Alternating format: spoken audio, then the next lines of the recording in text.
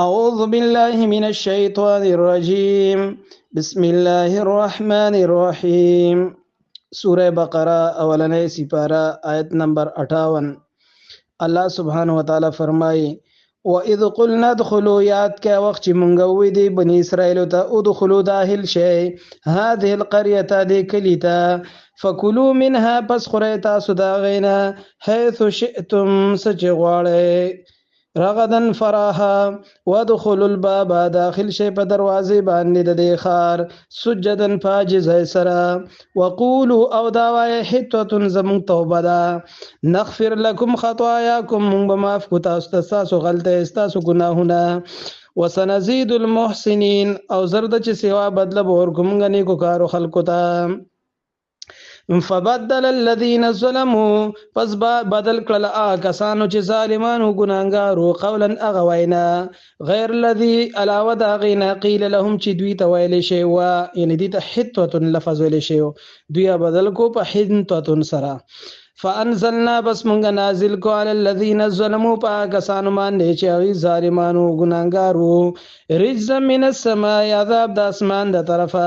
بما كانوا يفسقون په سبب د دوی د نافرمانی کولو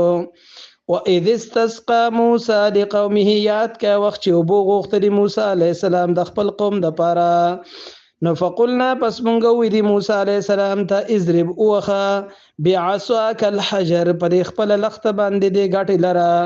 فانفجرت پس روان شوی من هدا غینا 12 عینا دولس چینه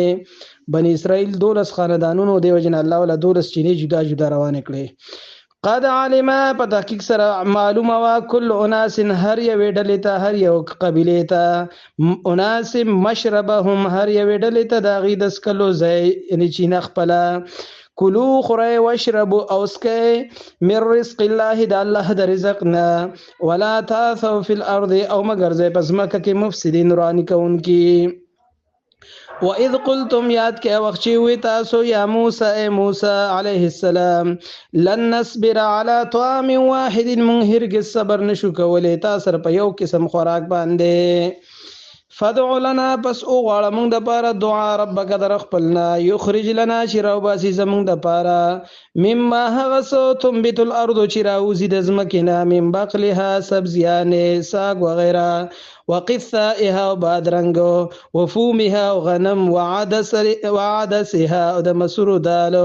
وبصلها او پیازو قالو فرمایل وتعالى تعالی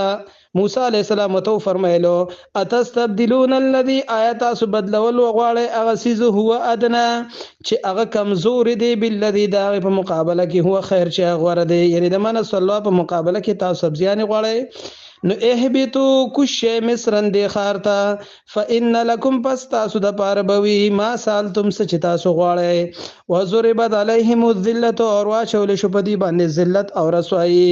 والمسکنه محتاجی وباءوا بغضب من الله او دی اخته شو د الله په غضب کې یعنی د الله د غضب د غصې مستحق شو ذالک بانهم دا بده وجبان کانو چې دوی وو یکفرون بیاات الله انکار به کو د الله د آیاتونو ويقتلون النبیین او وجل به پیغمبران بغیر الحق پناه حق طریقې سره